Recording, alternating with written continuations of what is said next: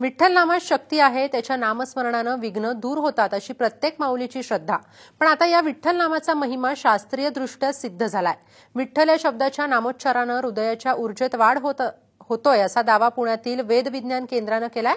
या संबंधीचा एक प्रबंधही Asian journal of complementary and alternative मीडियानं या आंतरराष्ट्रीय नियतकालिकात प्रसिद्ध झालाय. पाहूया त्या संदर्भातला एक रिपोर्ट. ब्लड प्रेशर संतुलन, हार्ट रेट नॉर्मल, पल्स रेटही संतुलित. इतकंच नाही तर इको रेशोतील सकारात्मकरित्या वाढ. हे सर्व सकारात्मक परिणाम आहेत ते 10 दिवस सलग 9 मिनिटं शांत बसून विठ्ठल नामस्मरणाचे.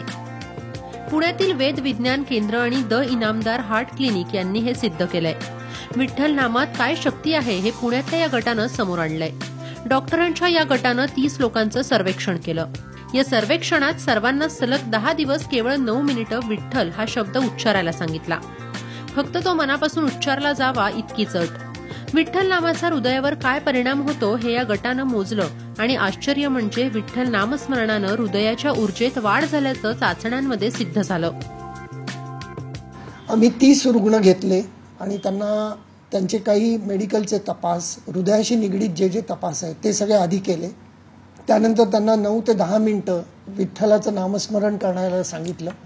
ते केल्यानंतर परत त्यांचा ECG, blood pressure, clinical examination, echocardiogram, त्यानंतर बायो स्कॅन वगैरे हे सर्व तपास केले आणि त्याचा संबंध ॲनालिसिस केल्यानंतर असं लक्षात आलं की या विठ्ठल नामाच्या नामस्मरणामुळे हृदयाची आकुंचन क्रिया सुधारते, त्यांचं ब्लड प्रेशर कमी होतं, हृदयाचे जे ठोके किंवा नाडी जी जलद होती ज्या लोकांची ती सुद्धा कमी आलेली होती.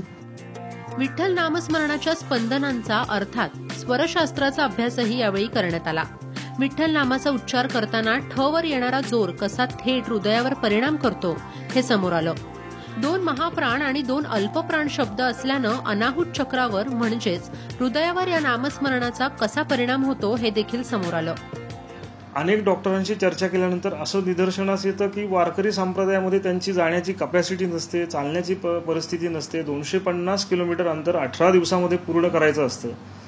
ते मेडिकली ते फिट नसतात जायला, परंतु ते जाऊन येतात, परत डॉक्टरांना भेटतात आणि डॉक्टरांनाही आश्चर्य वाटतं. तसंच डॉक्टर इनामदारांशी पण त्यांच्याशी चर्चा केल्यानंतर त्यांनाही असंच जाणवलं की हे पेशंट नाही म्हणून सांगतोय तरी जातात आणि व्यवस्थित परत येतात चैतन्य घेऊन.